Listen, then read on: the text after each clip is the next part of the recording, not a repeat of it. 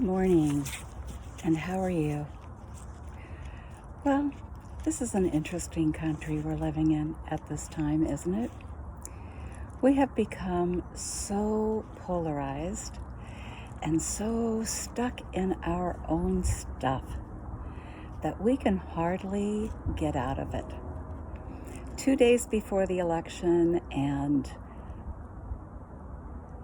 there are more than two camps. So we are in one camp or the other. And I read something interesting this week, and that was from Mark Nepo in his book, More Together Than Alone. And he said that in the beginning, we can imagine that there were two tribes, each with its own way of meeting the world. Upon first meeting, the fearful one declared, "You're different. Go away." The other one leaned closer and welcomed the stranger, offering, "You're different. Come teach me what I don't know. Teach me what I don't know." He does say that the two tribes are within us, that we each have those two tribes, that one is fearful and one is inclusive. So which one do we choose? Which one do we adopt as ours? And how often do we move back and forth?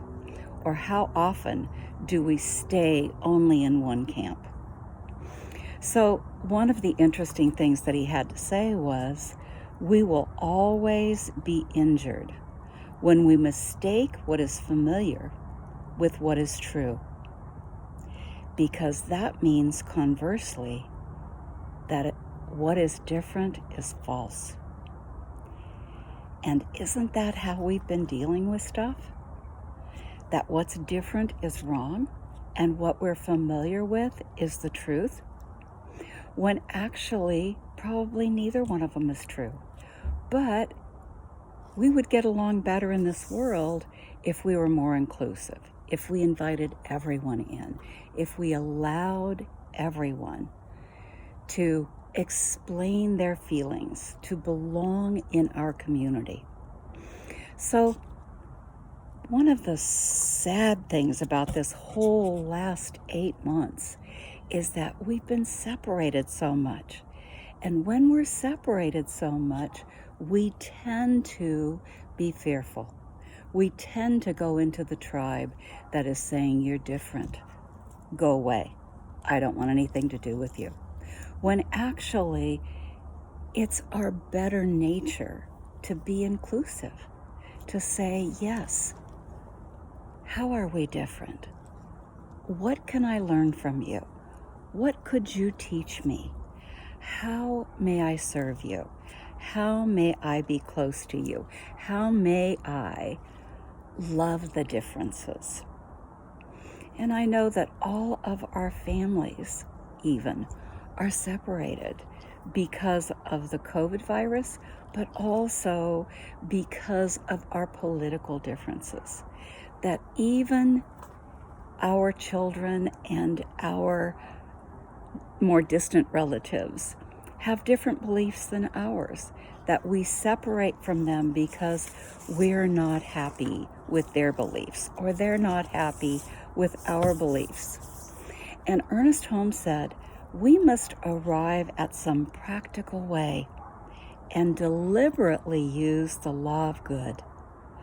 The one who is suffering from past mistakes must turn quietly within and say, "I have decided to change all this.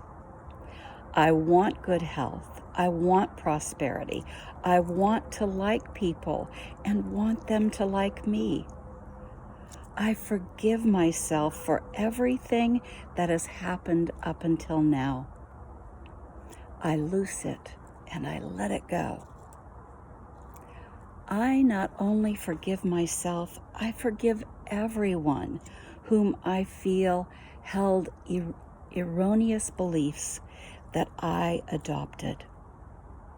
I forgive and I am forgiven." Think about that. I forgive and I am forgiven. isn't that what we are called to do? That we are called to be there for one another. We are called to love one another. We are called to be part of the divine picture. And when we are separating ourselves, when we are separate, we are not part of the divine picture. We are part of our tribe, the tribe that is fearful, that tribe that says, don't come near me, I don't want to know you, I don't want anything from you, leave me alone. That fearful tribe is not the truth about us. The truth about us is that we are always part of God, that all of us are part of God, that when we look at someone else, that's the face of God facing me. When I look at someone else, the parts maybe that I don't like are parts within me that I am not happy with. So when I include the other, when I say, come, show me what you believe, show me your beliefs and listen to my beliefs. If we're willing to exchange beliefs, if we're willing to hold each other in community, if we're willing to love each other no matter what our beliefs are, then we are moving closer to the divine picture. That divine picture that lifts us up, that holds us, that protects us and blesses us. And we always want to be moving in that direction. We want to move closer to the divine. We want to be separate from the negative self that is fearful and afraid. We want to include everyone in our big picture. We want to be there, and we want to share, and we want to be included. Ernest Holmes said, when we affirm that we know the universe supports us and all the powers of the universe conspire to help us, we live in the eternal presence of pure spirit, whose whole purpose is good, whose whole desire is constructive, and whose whole feeling toward us is one of love and compassion. Love and compassion. So the divine is there for us. It's holding us. It's pulling us closer when we open to receive, when we open to be included, when we open to be the love that we want to experience, when we open to say, I am here. I am expressing God today. I am expressing the divine from within me to the divine within you. I am expressing love from the divine within me to the divine within you. And I know that you are love and I am love. And when we know that about each other, there is no way we can be separate, that we are always connected, that we are always expressing that absolute love of the divine. And Ernest Holmes goes on and said, therefore, we should say, knowing that God is the only presence and the only power in the universe, and knowing that God is love, I deliberately turn from everything that is unlike this love. I desire that this well-wishing for myself and others shall be the whole theme of my life. Think about that.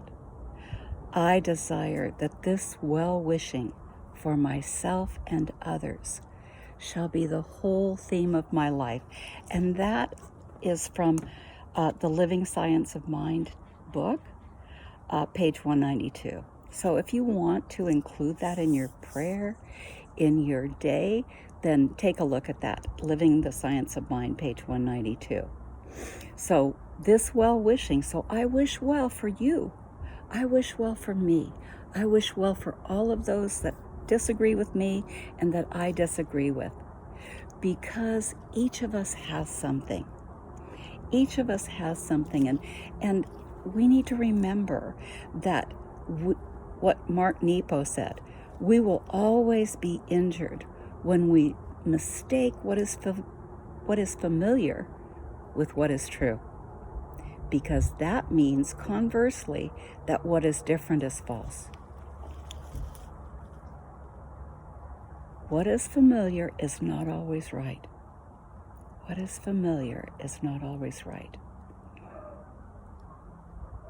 And we do ourselves a disservice when we forget that we are connected to one another and we are connected to the divine.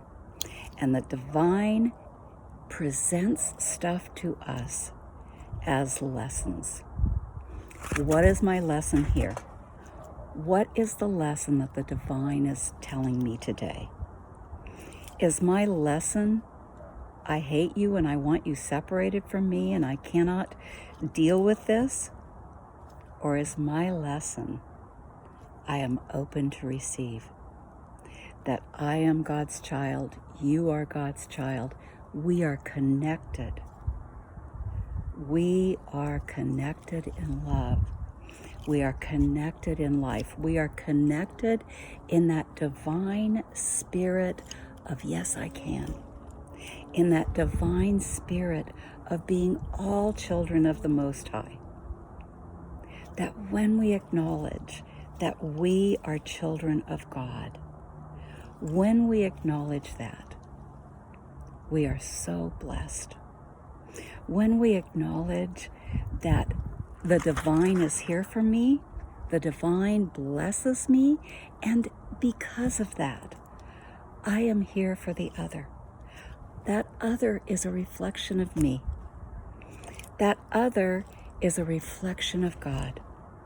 So when I move into that space of I am connected to God, and God is connected to me, and God is connected to them, and they are connected to me, that we are a circle.